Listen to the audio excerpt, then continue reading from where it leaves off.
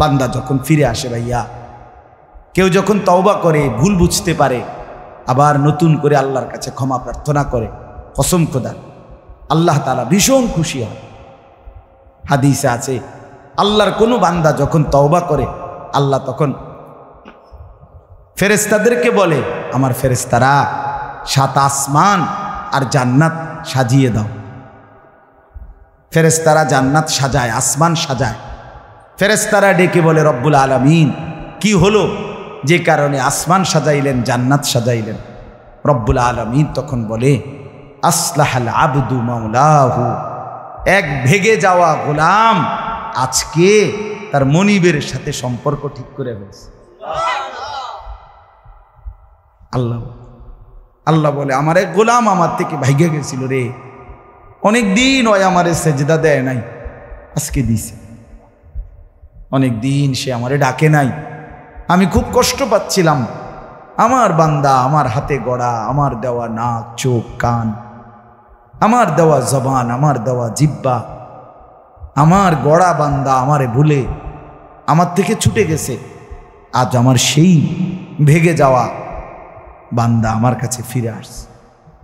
লাল্লাহু আশাদ্দু ফারাহান বিতাওবাতি আবদি, নবী সাল্লাল্লাহু আলাইহি সাল্লাম বলেন, আল্লাহ তাআলা ভীষণ খুশি হয় বান্দা যখন তওবা করে।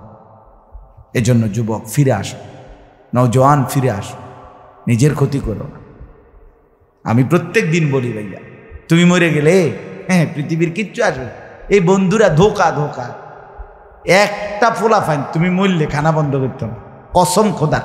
তুমি লিখে নাও, তোমার একটা ফ্রেন্ড এক লগে যেটি বইয়ে বইয়ে বিড়ি খায়, তোমার লগে গাঞ্জা খায়, ফুটটা খায়, বাবা খায়, মদখোর, গাঁজাখোর, একসাথে বইয়া উলঙ্গ ছবি দেখো, ওই জানোয়ারে জিজ্ঞেস করো বলে, আমি মরলে আমার ঠ্যাংটা ভাঙলে তুই এক বেলা খানা বন্ধ রাখবি। কথা বুঝেন নাই? ধোকা ধোকা, এগুলো ধোকা। ওরা কেউ থামবে না।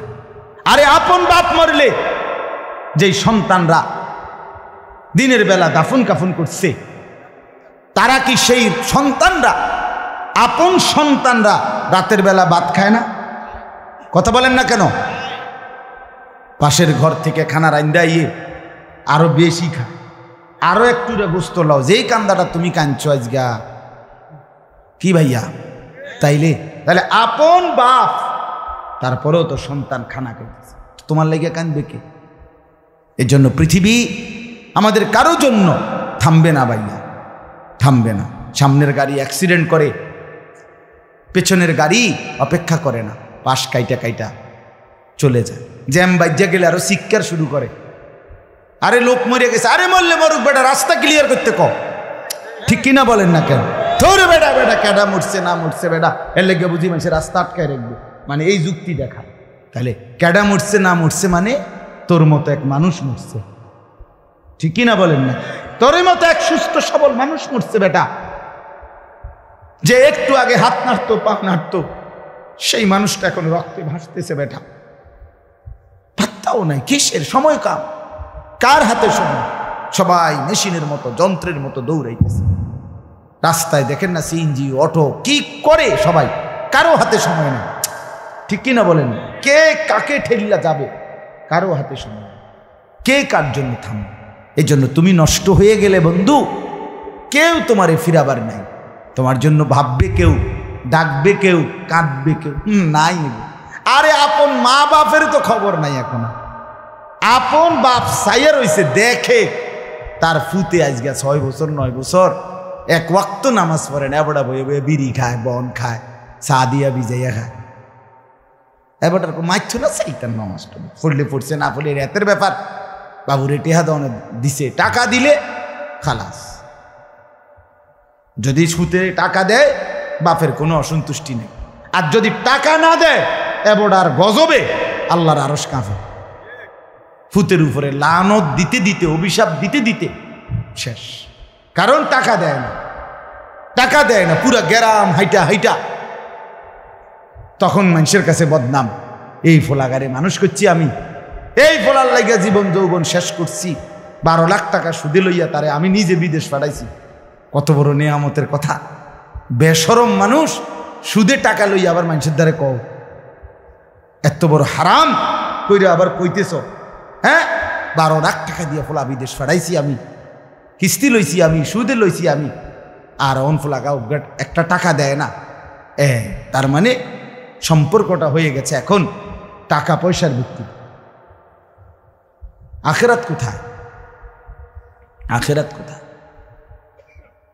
আমার মা বলছিলেন, আজীবন আমার আব্বা বলতেন, আলহামদুলিল্লাহ আমার আব্বা, আমরা 5 ভাই মাদ্রাসায় পড়ছি, 5 ভাই আলেম হয়েছে। আব্বা আজীবন বলতেন, আমার স্বপ্ন আমার ছেলেরা 5 জন আলেম হবে, আমার কবরের পাশে চারদিকে আমার ছেলেরাই দাঁড়াবে। এই বছর আমরা ঈদের 2 দিন পরে বাবার কবরের সামনে মসজিদে গ্রামে মাহফিল করছি। আমি বয়ান করছি, আমার বড় ভাই বয়ান করছে, আমার ছোট ভাই বয়ান করছে, আমার আব্বার, আমরা 5 ভাই 3 বোন, আমাদের ছেলে মেয়ে মিলে, আর আমার মা বাইচা আছে, আমরা মোট 45 জন। আমার বাবার বংশ, মা সহ, মা ছাড়া 44 জন, মা একজন 45 জন, একের গুণা 45 জন, 45 আলহামদুলিল্লাহ। একেবারে 45 জনের ছোট বাচ্চাটাও, একবারে 2.5 বছরের বাচ্চাটাও আলহামদুলিল্লাহ আল্লাহর নাম বলতে পারে। 2.5 বছরের মেয়েটাও ওই মজলিসে গেছে, আমাদের সবচেয়ে ছোট, সেও মাথায় হিজাব ছিল, আল্লাহর নাম রাখছে। দাদা ভাইয়ের কবরে দাঁড়াইছে, নানার কবরে দাঁড়াইছে। এই জন্য বললাম মা বাপদেরকে অনুরোধ করি সন্তানের প্রতি কদর করেন, সবাই মিলে ফিকির করেন, দেখেন আয়াতের তর্জমাটা শুনেন, তাইলেই কথা শেষ। আল্লাহ তাআলা বলেন 25 নম্বর পারা কোরআনুল কারীমের 43 নম্বর সূরাটার, এই সূরার 7টা আয়াত, ব্যাখ্যা লাগবে না, শুধু তর্জমা শুনেন তাইলেই বুঝবেন। আল্লাহ বলেন 74 নম্বর আয়াত থেকে পড়ছি, ইন্নাল মুজরিমিনা ফি আযাবি জাহান্নামা খালিদুন। আল্লাহ তাআলা বলে নিশ্চয়ই পাপীরা জাহান্নামের আযাবে চিরস্থায়ী থাকবে। ইন্নাল মুজরিমিনা ফি আযাবি জাহান্নামা খালিদুন, নিশ্চয়ই পাপীরা জাহান্নামের আযাবে চিরস্থায়ী থাকবে। কতদিন? এবার আল্লাহ আবার ব্যাখ্যা করে বলে, বান্দা বুঝেছো? লা ইউফাত্তারু আনহুম, 1 সেকেন্ডের জন্য বিরতি দেওয়া হবে না। জাহান্নামী চিৎকার করে বলবে, মাওলা আমারে মৃত্যু দিয়ে দেন। আল্লাহ বলবে না। জাহান্নামী বলবে, আল্লাহ একটু সময়ের বিরতি দেন, 10টা মিনিটের বিরতি দেন মাওলা। 24 ঘন্টার আগুন, আমারে 10টা মিনিট একটু আলগা থাকতে দেন, আমি যে আর পারছি না মাওলা, এতটা ভীষণ আযাব আমি যে আর সইতে পারছি না মাওলা, আর পারছি না। লা ইউফাত্তারু আনহুম, আল্লাহ বলেন 1 সেকেন্ডের জন্য জাহান্নামের আযাব, আগুন বিরতি দেয়া হবে না। ফাতরাত মানে কি নাই? বিরতি নাই। আহুম ফীহি মুবলিসুন,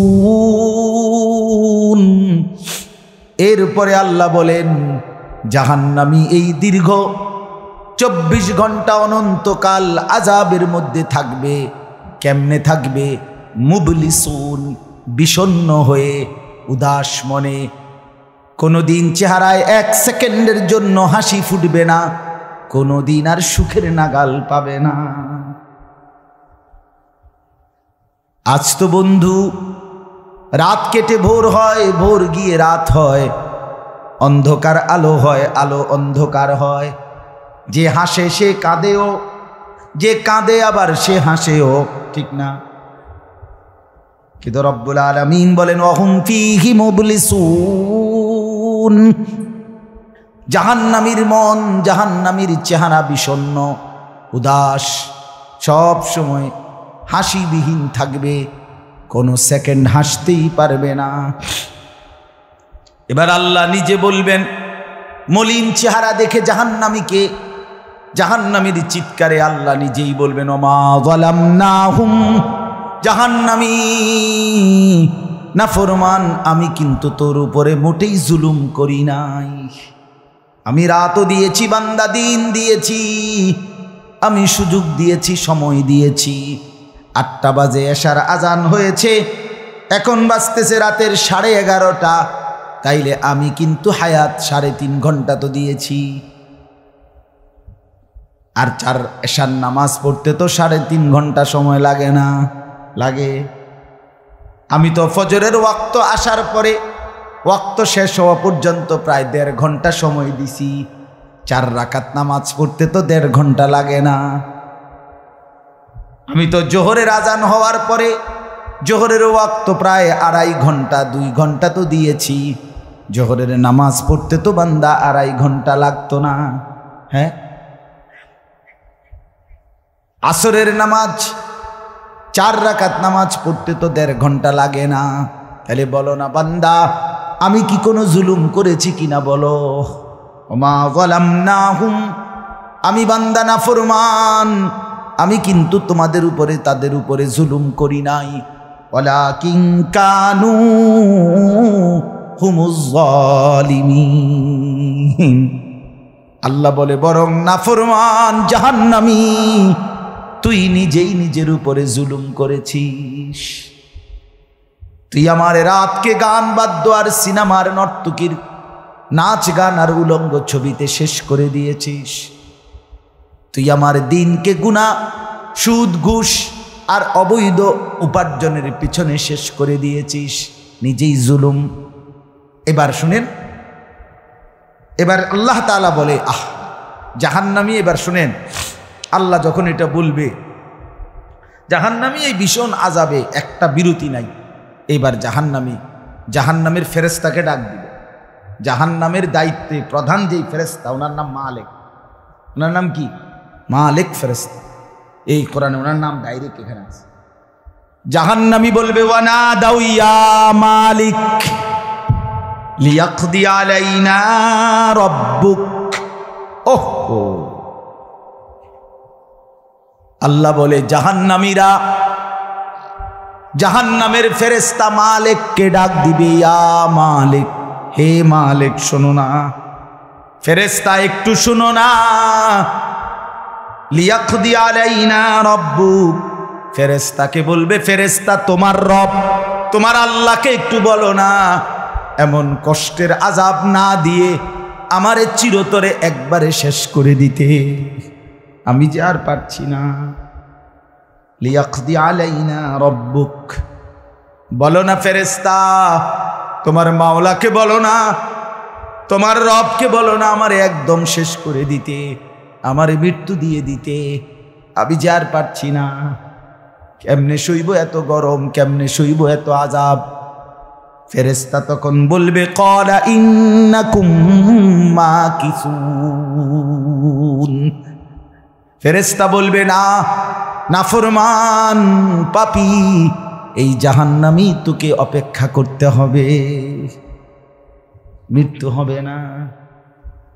আল্লাহ বলবেন লাকাদ জিনাকুম বিল হক, আমি তো বান্দা সত্যের বাণী, সঠিক বাণী বারবার তোমার কাছে নিয়ে এসেছিলাম। একবার বেলায়েতুল্লাহ বলছে, একবার আনিসুর রহমান বলছে, বারবার বারবার বারবার আমার কত বান্দা দিয়ে, কত ইমাম, কত খতিব, কত আলেম, কত বুজুর্গ দিয়ে আমি তো সত্যের বাণী, কোরআনের বাণী, এই জাহান্নামের কথা বারবার তোর কাছে বলাইছিলাম বান্দা। ওয়ালাকিন্না আকসারাকুম লিল হাক্কি কারিহুন, কিন্তু তোমরা তো অধিকাংশই আমার সত্যের আহ্বান, আমার কোরআনের আহ্বানকে অপছন্দ করেছ। পাত্তা দিস এত বাদ দিস হুজুর রাইতান কই বই মাতিস তাই আছে না? এমন ব্যর্থমিজ লোক কথা বলে না। অনেক বুড়া মানুষও আছে, অনেক বুড়া মানুষ। আর রাখো হুজুররা যত কয় এত না, কিছু কইতে লাগলে বাড়াইয়াও কয় বেটা হুজুররা বেড়ায়। কথা বলেন না কেন? হ্যাঁ, আরে রাখ আল্লাহ ভরসা বেটা, আল্লাহ ভরসা কিতা, আল্লাহ ভরসা কিতা মানে আল্লাহ কি, আল্লাহ কি হিসেবে ভরসা আমি এটা আবার বুঝাই। এখন আল্লাহ বলছে বান্দা তুমি বিড়ি খাইতে থাকো আমি ভরসা। হ্যাঁ, এমনি আল্লাহ কইছে নাকি? তুমি টেলিভিশনে নাচ গান প্রত্যেক দিন বিকালে নর্তকী দেখো আমি ভরসা, এটা নিয়ে আল্লাহ কইছে। তো আপনি কিতা কইলেন? কি আল্লাহ ভরসা কিতা, কি বুঝাইতে চাইলেন? হ্যাঁ, আল্লাহ ভরসা মানে কি? মানে আপনি গুনার উপরে মৃত্যু পর্যন্ত টিকে থাকবেন আর আল্লাহ ভরসা, এটাই না?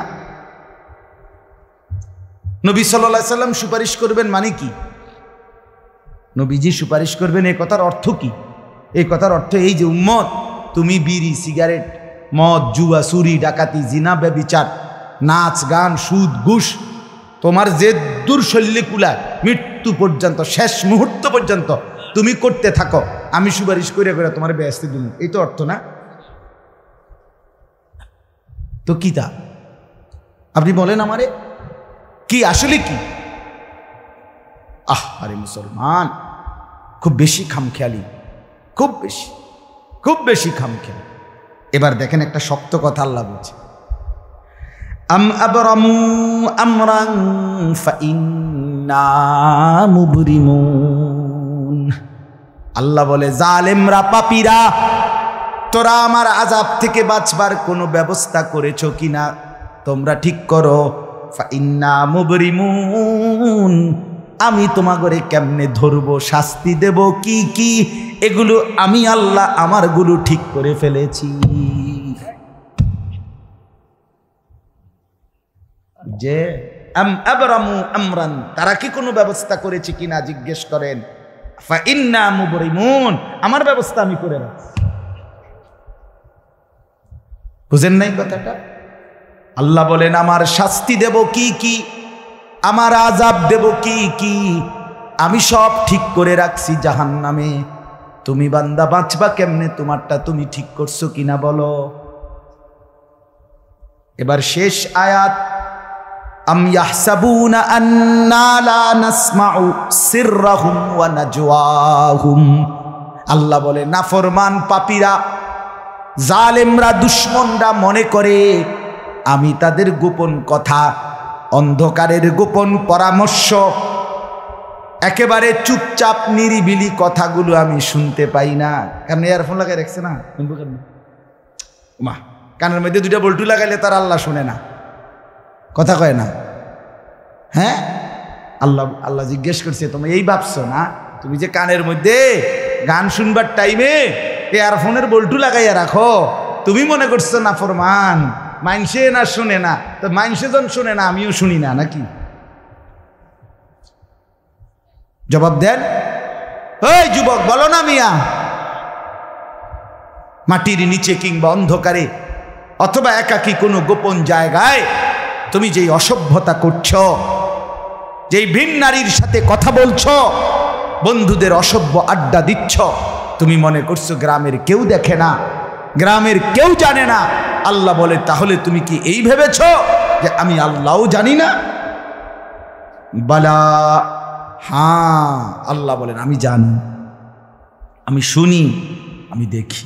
আর অরসুলুনা লাদাইহিম ইয়াকতুবুন, আমার পক্ষ থেকে মনোনীত ফেরেশতা ডান কাঁধে বাম কাঁধে, তারা কিন্তু সাথে সাথে 24 ঘন্টা ইয়াকতুবুন, লিখতেছে লিখতেছে লিখতেছে লিখতেছে কি না বলেন?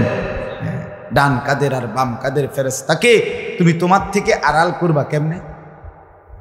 বলেন না কেন? কেমনে আড়াল করবেন? সুযোগ আছে কারো? আল্লাহ আমাদেরকে বুঝ দান করে। অতএব বাপ, জাহান্নামীর আত্মচিৎকার শুনলেন আপনি, জাহান্নামী আল্লাহকে ডাকবে, জাহান্নামী ফেরেশতাকে ডাকবে, জাহান্নামী একটু আযাবের হালকা করতে চাইবে, জাহান্নামী মৃত্যু কামনা করবে, জাহান্নামী কতভাবে যে বাঁচতে চাইবে, কিন্তু কসম আল্লাহ বাঁচতে পারবে না।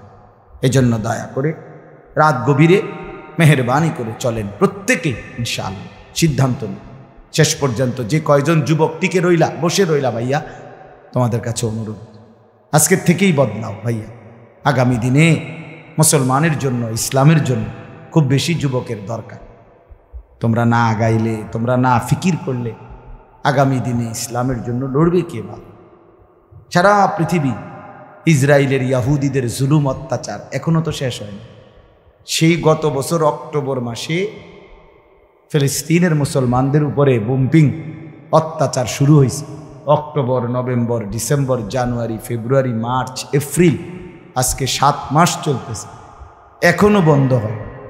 আজকে 7 মাস যে মানুষগুলো যাদের কোনো ঠিকানা নাই, নারী, পুরুষ, বাচ্চা, কোলের বাচ্চা, বলেন ভাইয়া 7 মাস তারা কি পরিমাণ মানবেতর জীবন যাপন করতেছে। এই রমজানেও ফিলিস্তিনের মাসুম বাচ্চা খাবারের অভাবে, ইফতারের অভাবে ঘাস চাবাইছে।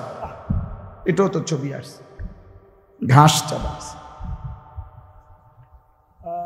আমার বাচ্চাটা 2.5 বছর, একটা মেয়ে আমার সাথেই ঘুমায় রাত্রে, প্রায় সময় রাত্রে উঠা এই 2 ঘন্টা 2.5 ঘন্টা হঠাৎ উঠে খাবো, পানি খামো, পানি খামো। আমি সবসময় আমার বালিশের পাশে, খাটের পাশে পানি রাখি হেল লেগে। তাহলে আমার এই ছোট্ট মাসুম বাচ্চা যখন পানি চায়, আমি তারা পানি দেই। ফিলিস্তিনের এই ছোট বাচ্চা যদি তার মার কাছে পানি চায়, সে মা কোত্থেকে পানি দিবে? হ্যাঁ, আমার ছেলেটা 6 বছর 7 বছরের, ওরা দুইজন, এই ছোট মেয়েটা আর এই ছেলেটা সারাক্ষণ বাসায় এই একবার এটা খাই, ওইটা খামো, ওইটা খামো, ওইটা খামো। আমার এই কত সময় ফোন দিয়ে, আবু এটা আইন নেন, ওইটা আইন নেন। ওই দিন রাতের বাজে 1টা-1:30, আবু মালটা আইন নেন। আমি 1 কেজি মালটার জন্য 3 বাজারে গেছি, রাতের বাজে গেছে 1:30-2টা, কোথাও দোকান খোলা নাই। আমি দেখলাম বাসায় আমার ছেলেটাও মেয়েটাও, এই ছোট, কসম আল্লাহ, আমি গেট খুলছি, দরজা আমার জন্য দৌড়ে দাঁড়ায় আছে, ওই মালটা আনছি নি আব্বু। আমি জড়ায় ধরে বললাম যে আব্বা কোথাও পাই নাই, একটা দোকানও খোলা নাই। মানে আমি তো জানি সকালে আনতে পারবো, ঠিক না, শুধু রাতে আনতে পারি নাই, এটাই আমার কাছে এতটা কষ্ট লাগছে। তো যেই বাবা, যেই মা ওই মাসুম বাচ্চাদেরকে আজকে 7 মাস খাবার দিতে পারে না, ওই বাচ্চাটার কি হাল, ওই বাবার কলিজার কি হালাত। এমন পরিণতি যদি আমাদের হয়, এমন পরিণতি যদি তোমার ছেলের বেলায় হয়, বলো যুবক, তোমার বিয়ের পরে থেকে যদি শুরু হয়, তোমার বাচ্চা হওয়ার পর থেকে যদি শুরু হয়, তখন কি হবে? এজন্য আল্লাহকে নারাজ না করো, আল্লাহকে নারাজ না করো। দয়া করে ফিরতে চাই, আমরা ফেরাইতে চাই, নিয়ত করি ইনশাআল্লাহ। ঠিক আছে না? ইনশাআল্লাহ নতুন করে ভাবো, সবাই একসাথে ভাবা পারবা না। যেই যুবকদের ফিকির আছে, বুঝ আছে, দিমাগ আছে, তুমি নামাজ পড়ো, ইনশাআল্লাহ ভালো হবে। তুমি মোবাইল প্রয়োজনে ব্যবহার করো, যার যেটুকু প্রয়োজন এটুকুই বলো। শুধু শুধু নারীর ছবি, নাচ, গান, অস্থির দৃশ্য কোনো দরকার নাই। আর হিম্মত করে নামাজ, যে মরি বাসি, এত বেজ্জুতি কথা শোনার চাইতে, এত কষ্টের চাইতে, পরকালের অশান্তির চাইতে নামাজ পড়বো আমরা। দেখবেন ছেলেরা, তোমরাও হিম্মত করে শুরু করলে 5 ওয়াক্ত নামাজ ওষুধের মতোই মনে করো না, বিষ ওষুধ, তিতা ওষুধের মতো। দেখবা 1টা মাস যদি কেউ একটু জন্মা যে মরি বাসি নামাজ পড়মুই, কসম একসময় এটা মজাদার হয়ে যায়। হ্যাঁ, সেজদা দিলে খুব মজা হয়। সেজদা দিলে বান্দা আল্লাহ পিঠে মাথায় আদর করে হাত বুলায় দেয়, খুব আদর করে, আল্লাহ পাক খুশি হয়, বান্দাকে কোলে তুলে নেয়, আদর করে। এই জন্য আমরা দয়া করে ইনশাআল্লাহ নামাজ পড়ি। পর্দার আড়ালের মা বোন যারা আছেন, মা, আপনি যদি বেপর্দা হন, আপনিও শেষ হইলেন, এলাকার ছেলেগুলোকেও নষ্ট করলেন। একজন বেপর্দা নারী শুধু নিজে গুনাহগার না, সে অসংখ্য মানুষকে পাপে অংশগ্রহণ করায়। এই জন্য একজন বেপর্দা নারী, সে সরাসরি জাহান্নামের ফেরিওয়ালা। সে কিসের ফেরিওয়ালা? জাহান্নামের ফেরিওয়ালা। সে জাহান্নামের ফেরিওয়ালা, আগুনের ফেরিওয়ালা।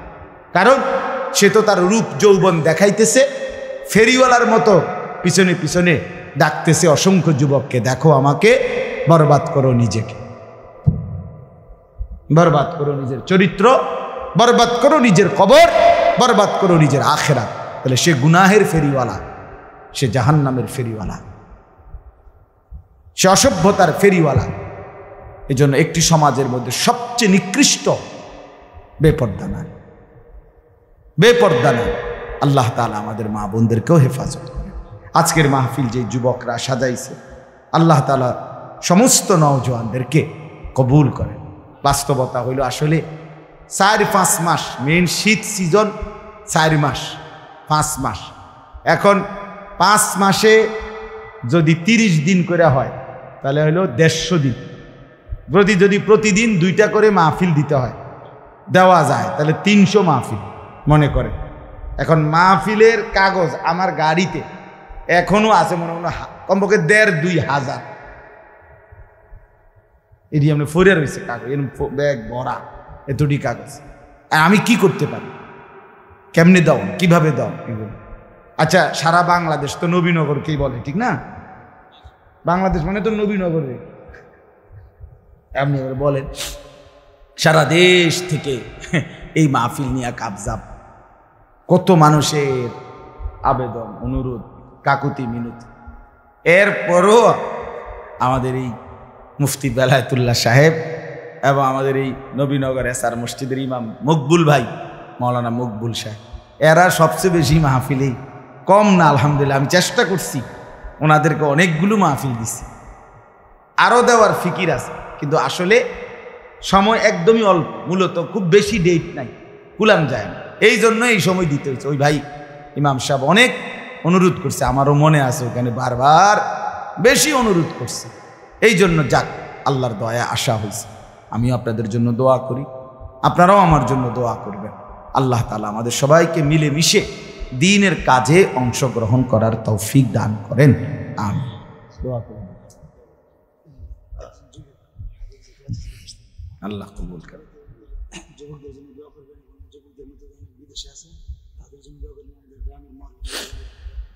অনেক কষ্ট করে প্রবাসী যে বিদেশি ছেলেরা, আমি নিজ চোখে দেখি। এইবারও আমি উমরায় গেছি, যে রমজানে, এই রমজানে আমি প্রবাসী ভাইদের রোমে রোমে গেছি, বয়ান করছি। 12 জন, 14 জন, 16 জন, 20 জনের রুমে হালাকা। এবার বেলা ওই যে হালাকা কাকিয়া, ওখানে গিয়েও বয়ান করছি।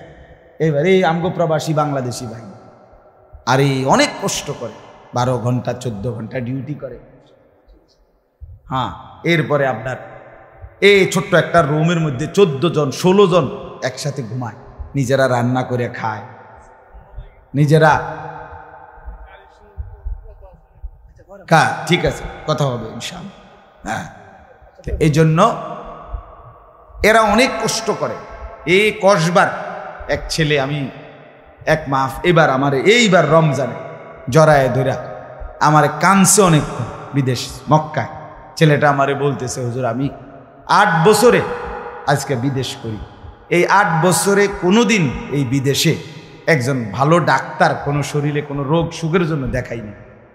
কয়েকজন ডাক্তার যদি দেখাই তাহলে হেরার যে ওষুধ টষুধ দিবে আমার 15-20 হাজার টাকা চলে যাবে খরচ। তাইলে আমি বাড়ির টাকাটা পাঠামু কেমন? এই জন্য ব্যথা বেদনার একটা ট্যাবলেট খাইয়া পইরা থাকি হুজুর, আর এই কলজার মধ্যে জমাইয়া টাকাগুলো সব বাড়িতে পাঠায়।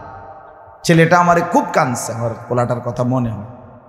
সে আমারে বলছে, হুজুর আমি আজকে 8 বছরে কসম আল্লাহ, এই মক্কায় বলতেছি, সুখ নিজের আনন্দ বলতে কি জিনিস আমি আজকে 8 বছরে কোনোদিন দেখিনি। সবটা দিয়ে দিছি পরিবারের জন্য, মানে বাড়িতে, শুধু কোনো রকম মানবেতর, কোনো রকম মানে কোনো রকম জিন্দিগিটা কাটাই, বিদেশে পড়ে আসি আমি। কিন্তু এরপরে বাবা, এতটা কষ্টের টাকা পাঠাবার পরে যেই স্ত্রী, যেই বিবি বাজারে বাজারে ঘুরে, বেপর্দা ঘুরে, মোবাইলে সারা দিন রাত পড়ে থাকে, স্বামীর পবিত্র আমানত, নিজের ইজ্জত, নিজের সতীত্ব নষ্ট করে, পরকীয়া, ভিন কোনো পুরুষের সাথে অবৈধ কোনো সম্পর্ক করে, তার মতো অসভ্য, নির্লজ্জা, বেহায়া, অসভ্য নারী আল্লাহর জমিন আর কেউ হইতে পারে না। তোর জন্য বেটি, তোর ছেলেটার জন্য, বাচ্চাগুলোর জন্য এই ছেলেটা, এই পুরুষটা আজকে 6টা বছর, 8টা বছর, 12টা বছর বেটা বিদেশের জমিনে পড়ে আছে, আর বিনিময়ে তুই নিজের জিন্দেগি নষ্ট করে দিলা, স্বামীর পবিত্র আমানত নষ্ট করে দিলা তুমি। এই জন্য দয়া করে আমার কথাটা যদি একটু শক্ত হয় মাফ করে দিয়েন আমার কিন্তু প্রবাসীর বিবিদেরকেও বলি, বোন দয়া করে নিজের ইজ্জত আব্রু সতীত্ব নিজের চরিত্রের হেফাজত কষ্ট করে হলেও, আপনার জন্য স্বামী বেচারা কষ্ট করে, আপনিও তার জন্য কষ্ট করেন, মিলেমিশে সবর করিলে চরিত্রের হেফাজত করিলে একদিন দুইজনই জান্নাতি হবে। ছেলেরা যারা তোমাদের বাপ বিদেশ, তোমরাও ভাইয়া একটাবার দেখে আইসো কি কষ্ট করে। এই জন্য দয়া করে কষ্টের এই রক্ত পানি করা টাকা শুধু শুধু মোবাইল টিপ্পা, উলঙ্গ ছবি দেখা, নর্তকীর নাচ গান দেখে ভাইয়া নষ্ট করো না। এত বড় জুলুম বাপের উপরে কইরো না, আল্লাহ সইবেন। এত বড় জুলুম কইরো না, একদিন তুমি কষ্ট পাইবে, একদিন তোমার উপরে এই মুসিবত আসবে। আল্লাহ আমাদের ছেলেদেরকেও হেফাজত করেন। মসজিদের কাজ আমি নিজেও দেখছি, আলহামদুলিল্লাহ মসজিদের কাজ চলতেছে। দয়া করে সবাই মিলে মসজিদের দিল খুলে দান করবেন। মনে রাখবেন হাদিসের মধ্যে আছে, আল্লাহ নবী সাল্লাল্লাহু আলাইহি সাল্লাম বলছেন, ইসরাফিল যখন ফু দিবে কিয়ামতের দিন সব কিছু ধ্বংস হবে, হবে কি না? কথা বলেন না। ইল্লাল মাসাজিদ, নবীজি বলছে মসজিদ ব্যতীত। ইসরাফিল ফু দিলে আসমান জমিন চন্দ্র সূর্য ঘর বাড়ি দালান বিল্ডিং পাহাড় নদী সব চুরমার হয়ে যাবে, মসজিদ ভাঙবে না। বোতলে মসজিদ কি হবে? এক মসজিদ আর এক মসজিদের সাথে লাগবে, মিশবে আর কি, মিশা সব মসজিদ কাবা ঘরের সাথে মিলবে, একসাথে আল্লাহর ঘর কাবা সহ একসাথে সবগুলো জান্নাতে চলে যাবে। এরপরে এই জন্য মসজিদের দান যে করলেন, আপনি মসজিদে টাকা পয়সা দান করলেন, যে এই মসজিদটা আপনি বেশ দিকে দেখবেন, আর এই যে আমরা গ্রামে মসজিদ বুঝেন না। এই জন্য মসজিদের দান শেষ হয় না, মসজিদের দান কি হয় না, শেষ হবে না। আপনি দিয়ে যাবেন, এ আগে দিছেন আবার দিবেন, সামনেও দিবেন, ঠিক আছে ইনশাআল্লাহ। সবাই সহযোগিতা করেন। ভবিষ্যতেও ছেলেরা তোমরা নিজেদের এই মাহফিল আন্তরিকতার সাথে মিলেমিশে চালু রাখো, চেষ্টা করবা। আমরাও যদি কখনো আবার সুযোগ পাই আসার চেষ্টা করব। আরও ওলামায়ে কেরাম বেলায়েত ভাইয়ের সাথে কথা বললে ফিকির করে দেবে ইনশাআল্লাহ, চেষ্টা করে দেবে। আল্লাহ তাআলা সবাইকে কবুল করে। আলহামদুলিল্লাহ।